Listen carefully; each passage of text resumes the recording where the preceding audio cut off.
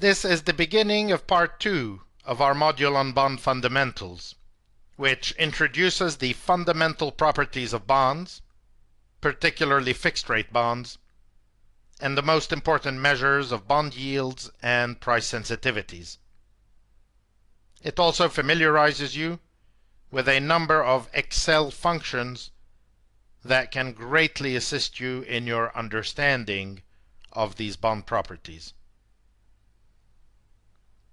We remind you that this part 2 contains one single chapter, chapter 3, which discusses a bond's price sensitivities to changes in interest rates, defines the key concepts of duration, modified duration, and DV01, and finally establishes some critical relationships between a bond's coupon/tenor and its price sensitivities.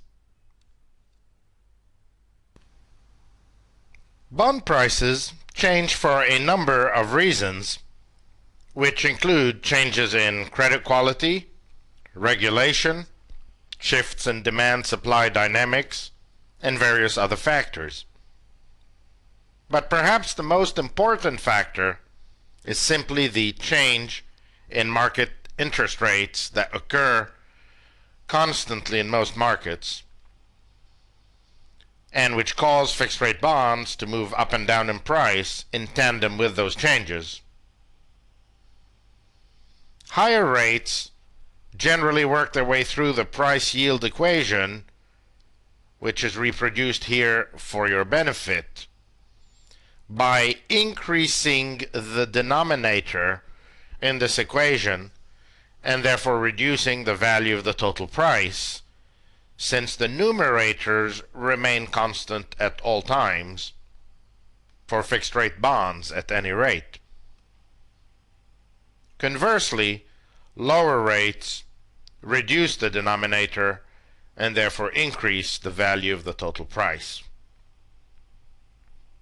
Later modules will discuss how rate movements affect the price of bonds that pay a floating coupon or ones with more complex coupon formulas such as inverse floaters, leverage floaters, and bonds with embedded prepayment options or put options. For the rest of this module, we focus only on fixed-rate bonds that do not contain any prepayment or redemption options in favor of either party, and which are generally referred to as option-free bonds. This worksheet, price yield, returns to our old bond with the 8% annual coupon and 10-year maturity and calculates its price as the yield to maturity fluctuates up and down. Clicking, for example, on cell C13, which calculates the price for an assumed yield to maturity of 7%, we note the following. Since the coupon of 8% exceeds the yield to maturity of 7%, the price has, as expected, risen above par, as discussed in Chapter 2. This price is calculated by means of Excel operator PV, which is just opened, and which requires you to insert, as you can see in this dialog box, the bond's yield to maturity next to rate, hence the cross-reference to cell B13, the total number of periods over the life of the bond, please note over the life of the bond, hence the cross-reference to cell D5,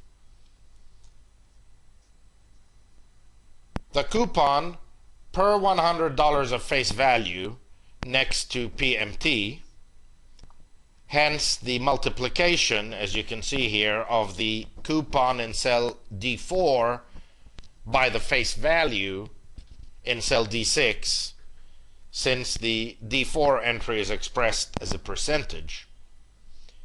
And finally, of course, the face value itself next to FV, hence the reference to cell D6. You can almost always leave blank the space next to type, an entry designed to allow you to specify whether coupon payments are made at the beginning or at the end of the related interest period. The default setting here is 0, which means at the end of the period, and this will be true for almost all bonds in the world. You would insert 1 only for those financial instruments whose periodic payments occur at the beginning of the related period, which can be the case for certain leases, rental contracts, insurance contracts, and a few others.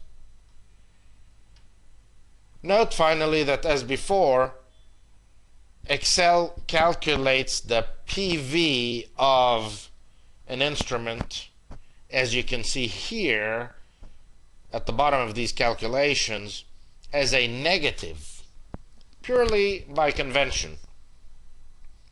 If this bothers you and you prefer to see prices always as positive numbers, simply insert, exactly as we have done, into the formulas in this column C a negative sign right before the PV operator, exactly as you can see here.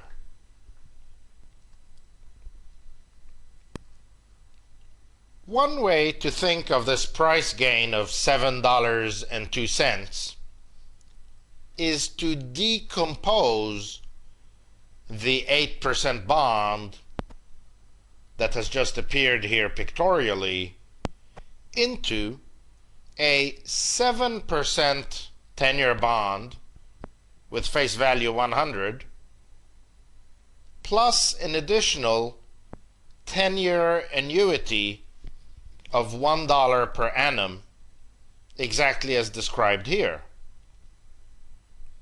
The 7% 10-year bond, shown at the bottom left, would of course trade at par when the market rate for 10 years has become itself 7%.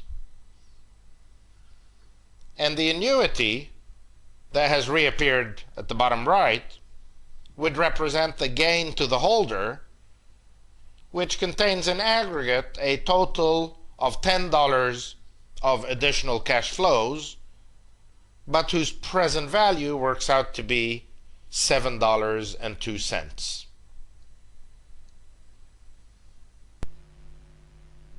Returning to our worksheet now, the columns for the marginal gain and loss and for the total gain and loss need a little explanation. We assume the starting point here is row 14, where the bond is trading at par since its coupon equals its yield to maturity.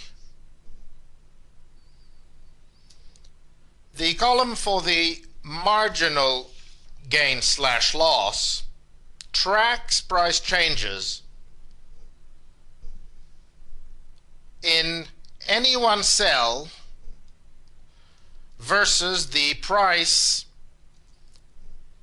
appearing in the cell immediately below it when rates have dropped below 8%, or above it when rates have risen above 8%. The pattern we see here is that for each additional 1% drop in rates, i.e. in the bond's yield to maturity, the price increases by a marginally increasing amount. For example, when the yield to maturity drops from 8% to 7%, the price increases by 7.02, while when the yield to maturity drops from 5% to 4%, the price increases by as much as 9.28.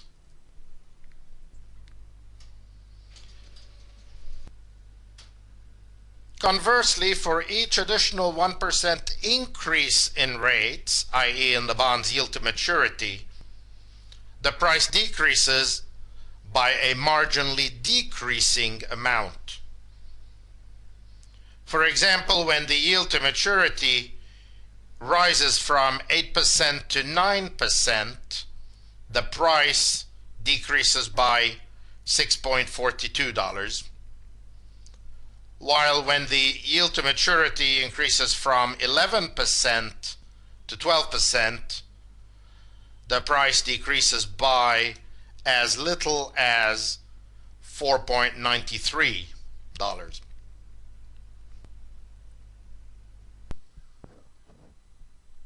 The graph appearing immediately to the right of this table in the worksheet probably best enables you to visualize these general observations.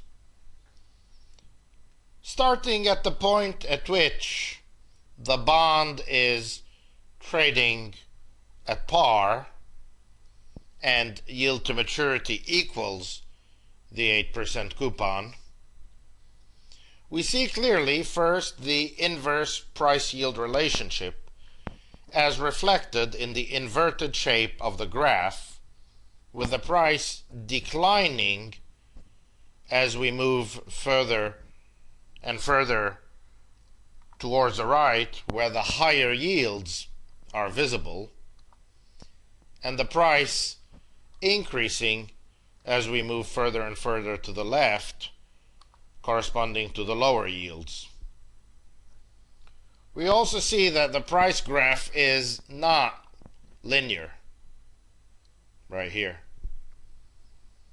and becomes steeper as we move further and further to the left, confirming our earlier observation that greater marginal price gains are achieved for each additional 1% drop in rates. Similarly, the price graph becomes flatter as we move further and further to the right, confirming our earlier observation that smaller marginal price losses are incurred for each additional 1% increase in rates.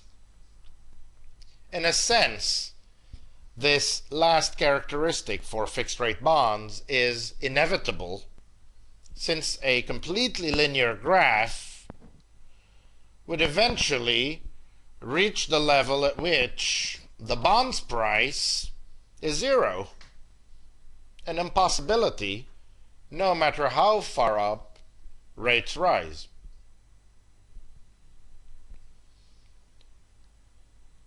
The data, finally, in column F, simply aggregate the total price gain or loss for the relevant yield level versus the original bond price of par.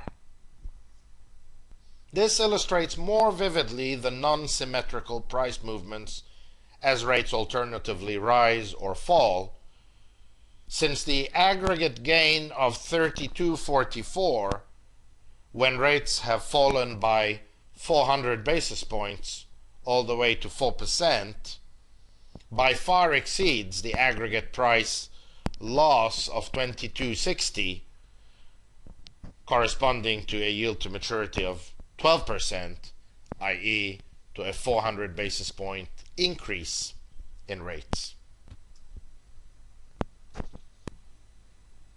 Keeping our eye on column D, we proceed to compare the price sensitivity of this particular bond to one that has a longer or shorter maturity, a higher or lower coupon,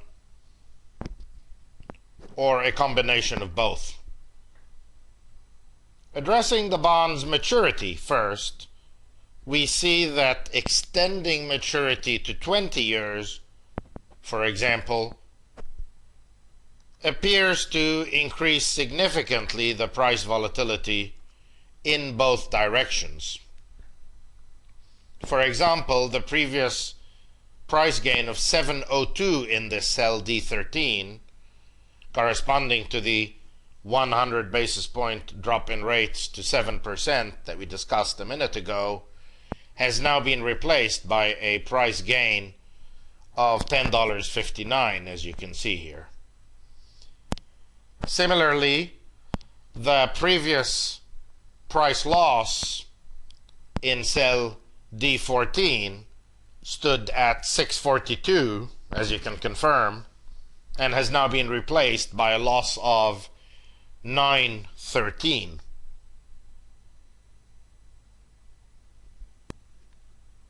We should not be surprised by this result. If we take the case in which rates have dropped to 7% and consider our bond paying 8%, we can, as we did previously, conceptually deconstruct this bond into two components. One that pays 7% annually for 10 years, plus principal of 100 at the end, and the other that provides an annual annuity of 1% for 10 years, but no principal at the end. The original bond rises in price because the first component alone now is worth par, since rates have dropped to 7%, i.e. to the same rate as its coupon. But the second component, i.e. the annuity, is worth the present value of these extra 1% per annum for 10 years. While this annuity is not worth a full $10 due to time value of money considerations, it is certainly worth several dollars, and in fact it is worth precisely 702 according to our worksheet. When the bond's maturity is extended to 20 years, the same deconstruction argument enables us to split this original bond again into two components. One that pays 7% annually for 20 years, plus principal at the end of 100, and the other that pays an annual annuity of 1%, again for 20 years, and again with no principal at the end. As before, the first component, i.e. the 7% 20-year bond, alone now is worth par, since rates have dropped to 7% for the 20-year maturity. But the second component, i.e. the 20-year annuity, is worth more than the 10-year annuity in our previous example, obviously, since it contains 10 cash flows of $1 each, falling in years 1 to 10, but also 10 more cash flows of $1 each, falling in years 11 to 20. Hence the greater price sensitivity of long-dated bonds versus shorter-dated ones. You should also anticipate a second phenomenon in this connection. The price gain of the 20-year bond is not double that of the 10-year bonds. Since the cash flows of the annuity for years 1 to 10 would have a greater PV than those for years 11 to 20, given how much further into the future the latter cash flows, now blinking, occur. Thus, we rightly would expect a nonlinear and indeed marginally diminishing price gain as we extend the bond's maturity. And this is exactly what we observed on our worksheet. Specifically, the 10-year bond had gained 702 in this particular example, while, of course, the 20-year bond gains 1059. So actually quite a bit less than double the gain of the 10-year bond. We will be addressing this phenomenon more formally a little later. Now, shortening the bond's maturity to 5 years confirms our expectation that price volatility diminishes for the same type of argument as we have just used. The previous 7.02 gain in this cell D13 has now diminished, as you can see, to 410, exactly as expected. And the same phenomenon has occurred when rates increase.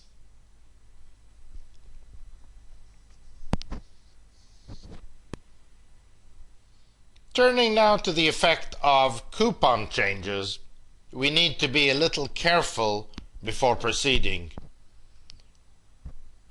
First, setting the coupon for the 10-year bond at 6%, for example, causes all prices in column C to change, of course. This new bond does not, as you should have anticipated, trade at par when yields are 8%. In fact, it trades at 86.58. Therefore, to compare apples to apples, it is best to move to our next worksheet labeled Price Yield 2, which shows, as you will see in a second, the results for both the 6% and the 8% bond next to one another. So, as mentioned a second ago, on this new worksheet, the top left table that you see right now depicts the 8% 10-year bond,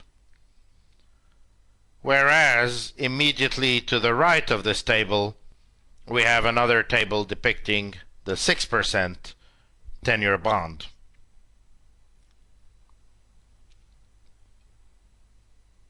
The important thing to note is that while the absolute price changes for this 6% bond appear smaller than for the 8% bond, in percentage terms they are larger, since at this starting yield of 8%,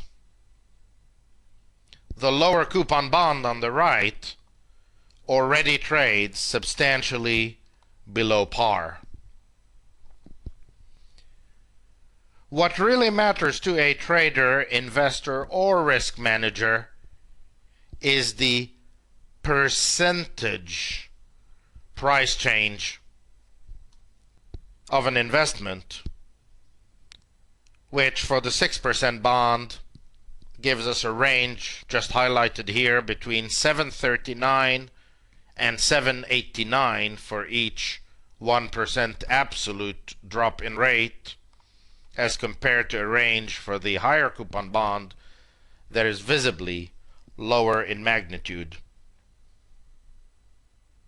In fact, it can be proven mathematically that the lower the coupon, the greater the price volatility in percentage terms, all other features being the same, and vice versa as we increase the coupon.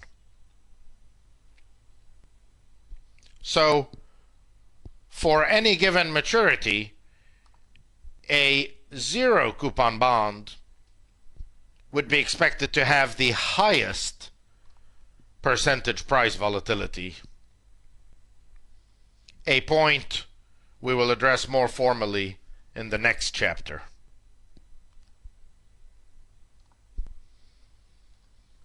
The price yield graph this time appears immediately underneath in this worksheet, but this time shows both bonds in the same graph to better focus your attention on their relative price volatility. You can barely see it here, but in fact the steepness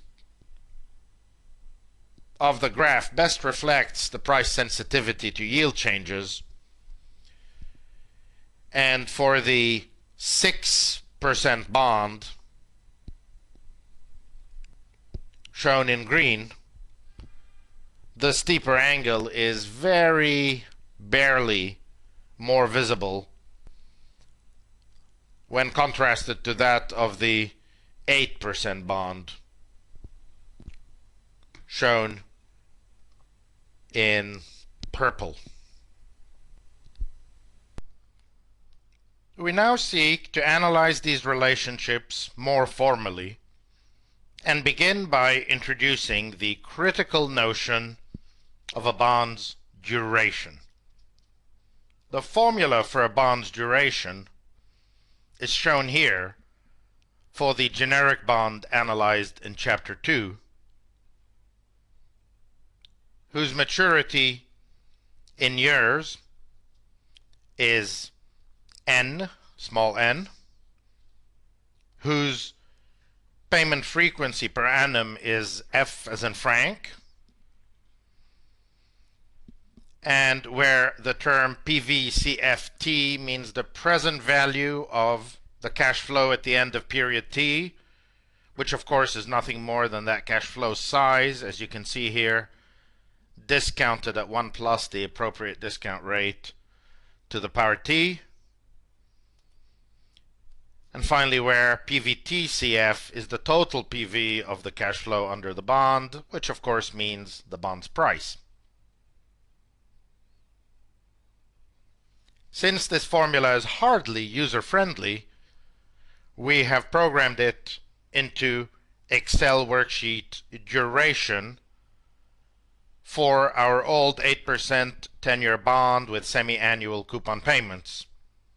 And we will now use this worksheet to provide a quick, intuitive definition of how the formula works before moving on to its practical applications.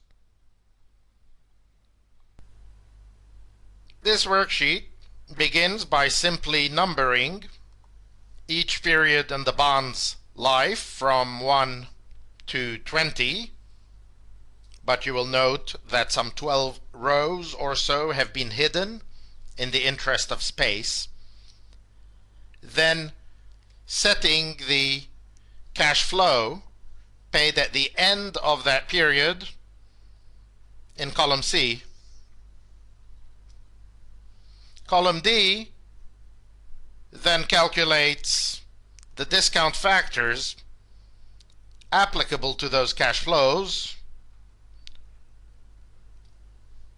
which are simply the denominators used in the pricing formula for a bond to derive the present value for a future cash flow based on the stated yield and the frequency of payment. Not surprisingly, these discount factors become smaller the further out in time we go.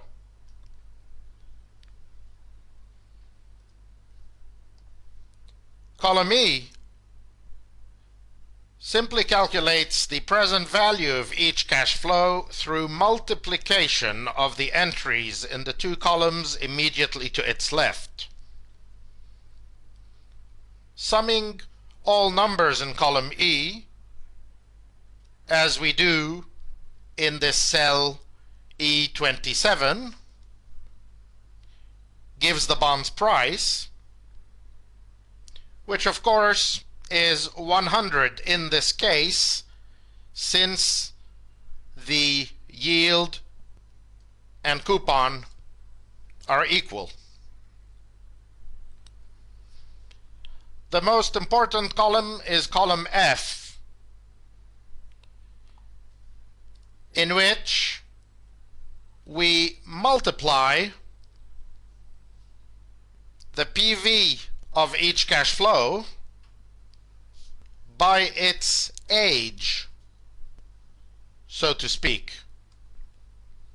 exactly in accordance with the formula you saw previously,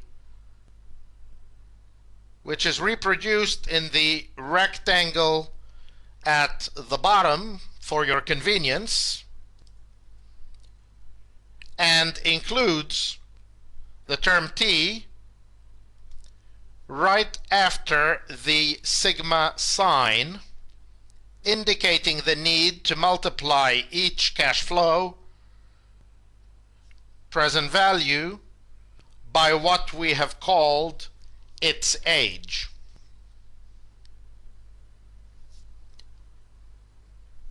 Finally, these amounts are added together, and the total is divided by the price multiplied by the frequency, revealing in this cell F28 a duration of just over 7 years.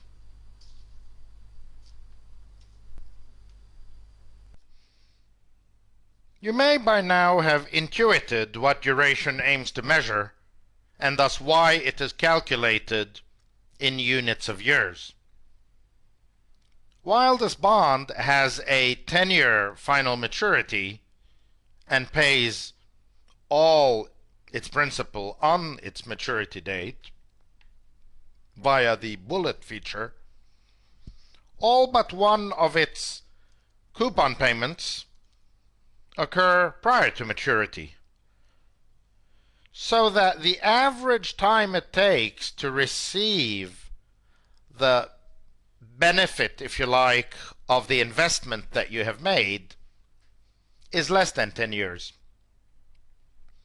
Duration represents almost this concept, except that it takes the PV of each cash flow and then works out for the sum of those PVs the average time it takes for the holder to receive all of these PVs. Duration must therefore always turn out to be less than the final maturity of the bond, except for presumably a zero coupon bond, whose duration would therefore equal exactly its final maturity. The best way, therefore, to think about duration is as the average time it takes until the owner of a bond has received, in present value terms, his original investment back.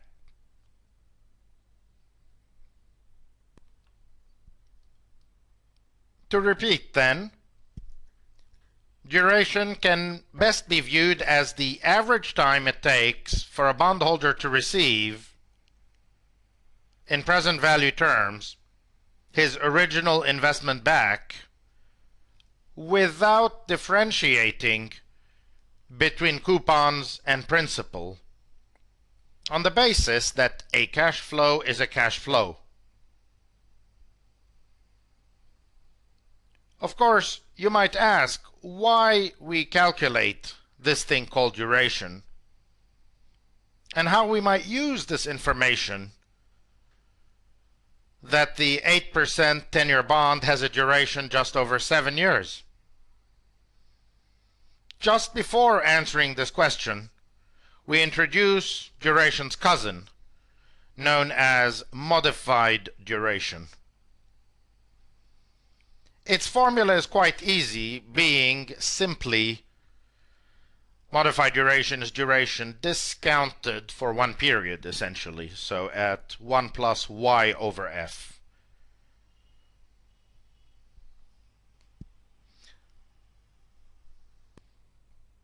This is done on the next worksheet, labeled modified duration, which is essentially identical to the previous one, except for the inclusion of the formula not only for duration but also modified duration over in the right part of the spreadsheet that has just appeared, and also, and more importantly, these extra cells at the bottom of the slide in which the final calculation of duration and of modified duration, more importantly, is accomplished.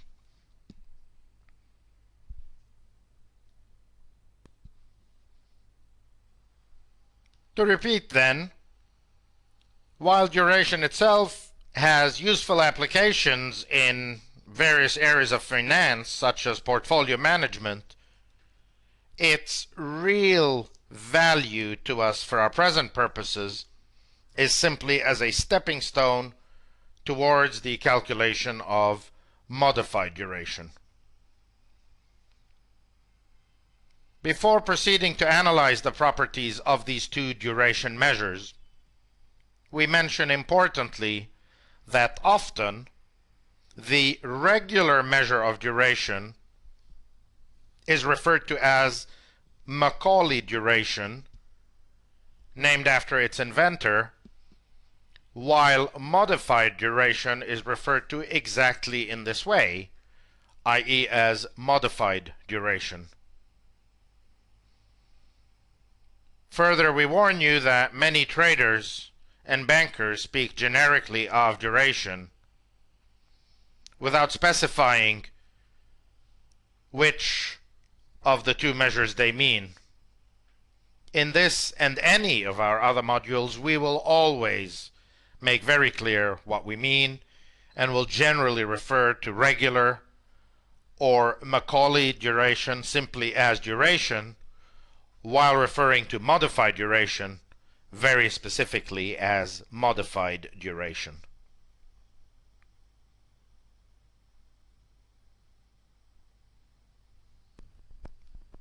The good news is that the tedious work is over, and we can turn now to the use of our new friends, duration and more particularly modified duration, and to the role that they play in estimating a bond's percentage price volatility as yields change. Quite simply, modified duration gives us a first-order approximation of how much, in percentage terms, the bond's price will change if we assume a small change, upward or downward, in its yield. Thus, for example, knowing that the 8% bond's modified duration is approximately 6.8 tells us that a 1 basis point change in yields will cause an approximate percentage change in price of 6.8 basis points, or 0.068% as written here. And Similarly, that a 10 basis points change in yields will cause an approximate percentage change in price of 0.68%. More generally, we can write the percentage change in price equals minus the modified duration times the change in yield, with the minus sign reminding us of the inverse relationship between yield movements and price changes. We verify the accuracy of this formula using the PV function on this next worksheet labeled mod dir illustration. In this worksheet, column C shows the percentage price change at each yield level indicated in column B as anticipated by our formula. So as you can see in each cell here, all we are doing is taking the yield shift, for example B7 minus B11 in this particular cell, and multiplying it by the modified duration for the bond, hence the cross-reference to cell J12. This estimated percentage change throughout column C is then converted in column D into an actual price, again estimate, reflecting the new yield level indicated in the corresponding row cell of column B. Column E now shows the correct price at each of these yield levels, but this time using the PV function from Excel, and therefore giving us an exact answer as opposed to an estimate. And finally, this column G, converts these numbers into percentage changes for good measure. It will be readily seen by comparing either the two price columns, or of course, alternatively, you could compare the two percentage columns, really one and the same thing. It will be readily seen that our approximation is highly accurate for small yield movements. Indeed, for yield movements of up to 10 basis points in either direction, our approximation is extremely accurate, as you can see particularly well comparing column D and column E, where the numbers, to 2 decimal places at least, come out to be identical. It will also be seen that our approximation does a decent but less accurate job as we start assuming 100 or 200 basis point yield movements, as you can now see in these cells that we have just highlighted. This was to be expected, since, as we saw on the graph previously, the actual price yield relationship is not linear, whereas our formula, of course, assumes a linear relationship by its very nature. If you just look at the formula, you recognize it assumes a linear relationship between price and yield movements.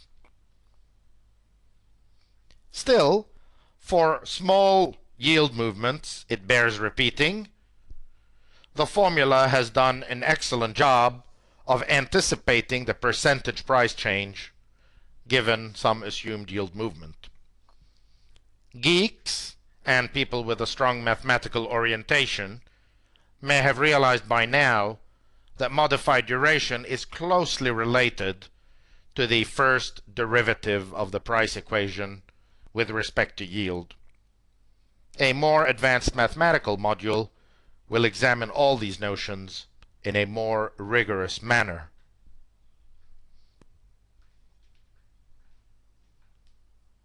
You should have taken note of the fact that in the formula we showed reproduced here in the red rectangle, the left-hand side of the equation speaks very specifically of the percentage price change.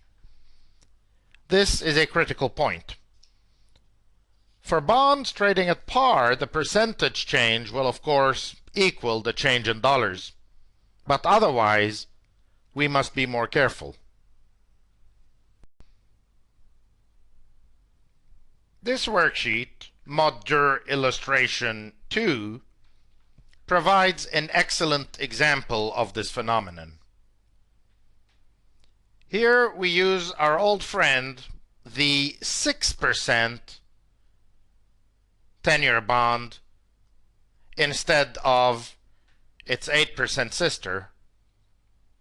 And remember that when yields are 8%, this bond, of course, trades at a significant discount to par. Simulating now a 10 basis point drop in rates, the bond's modified duration, appearing in this cell H11, of approximately 7.2, suggests a price gain then of 0.72%. And this appears to be confirmed in the cell C8. Yet, if we interpreted that as meaning a gain of $0.72, we would be in error. Because the next column, which contains the exact prices, shows the price of this bond increasing from 86.41 to 87.03, which represents a gain of only 62 cents versus, as we said, an estimated gain of 0.72%. This apparent inconsistency is quickly resolved when you realize that a gain of 62 cents relative to an original price not of par but of 86.41 in fact amounts to 0.72%, exactly as predicted by the formula.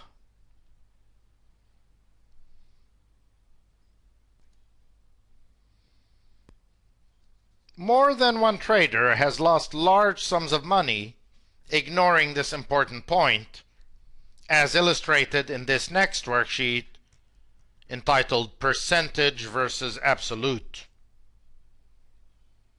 This worksheet illustrates the case of an uninitiated trader who is expecting a drop in 10-year rates and therefore considering an investment in either the 8% bond we saw before or a zero coupon bond of equal maturity. The trader examines the price gain for these two bonds that would result from a drop by 10 basis points and then alternatively 100 basis points in rates, and notes that in dollar terms the absolute gain of the 8% bond appears substantially larger than that of the zero coupon bond under both scenarios, whether 10 basis point drop or 100 basis point drop. So the trader ends up opting for the 8% bond to maximize the gain from the anticipated drop in rates. Of course, what this trader has misunderstood is that due to its non-existent coupon, the first bond, the zero coupon bond, beg your pardon, initially trades well below par in fact, trades at about half or even slightly less than half the price of the first bond. So for any given amount of cash the trader has to invest, the trader could purchase more than twice as much of the zero coupon instrument than of the 8% instrument. This would make the absolute gain in dollar terms larger, whatever the ultimate drop in the 10-year rate turns out to be, for the zero coupon bond.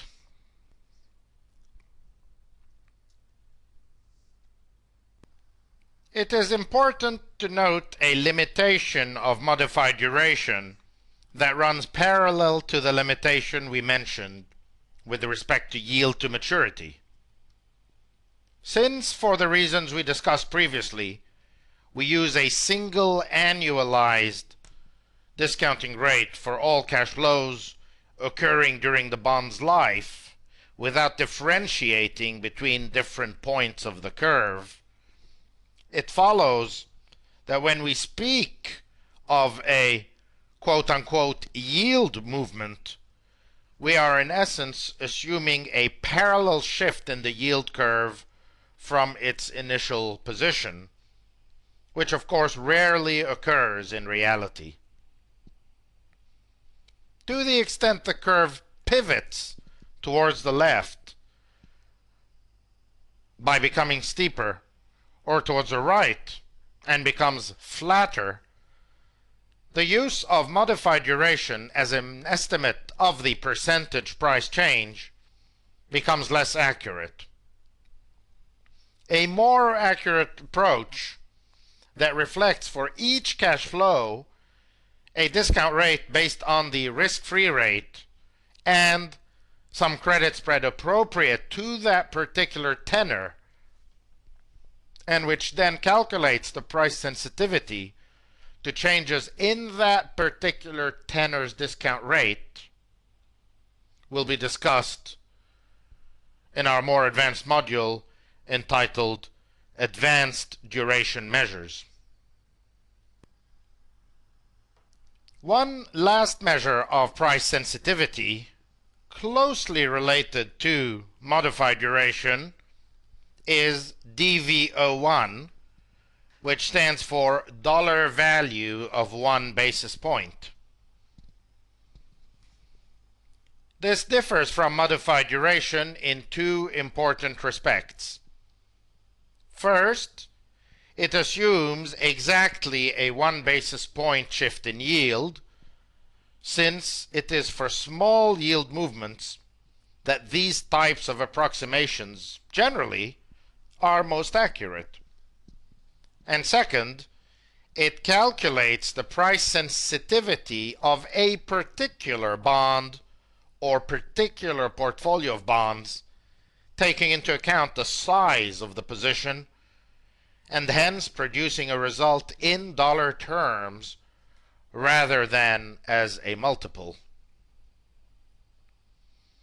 Thus, just as we can say for our 8% 10-year bond with semi-annual coupons that its modified duration when it is trading at par is approximately 6.8, we can also say, assuming the size of our position is 100 million, for example, that this position's DV01 is around $68,000.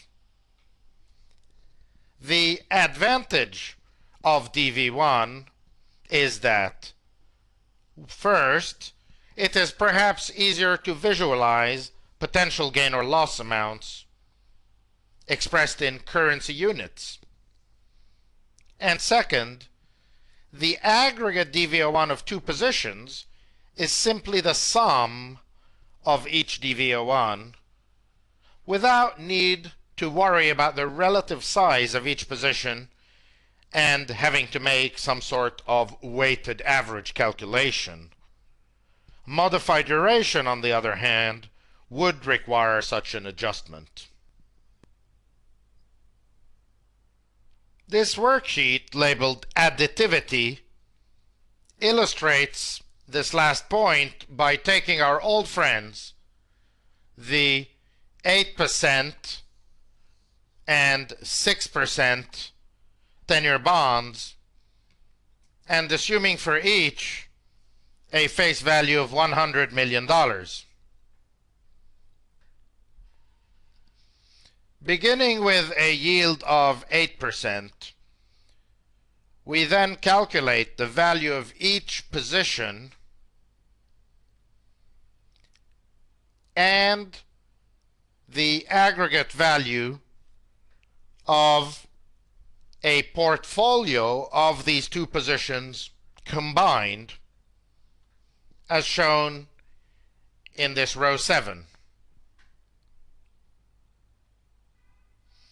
And for each bond, we calculate the percentage of the total portfolio in terms of market value represented by this bond through the simple formula you see appearing here, and find, not surprisingly, these adding up to 100%.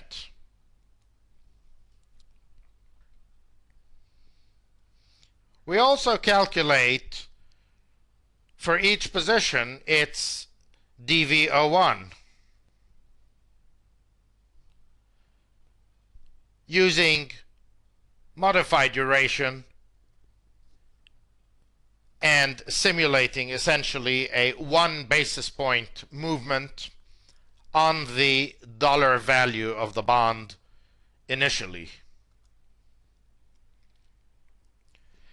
And then we add these DV01 amounts together to derive in this cell E10 the portfolio's total DV01. We also restate for each bond its modified duration as calculated from previous worksheets, and proceed to derive for the total portfolio its modified duration as a weighted average of the two individual modified durations. We are now ready to proceed.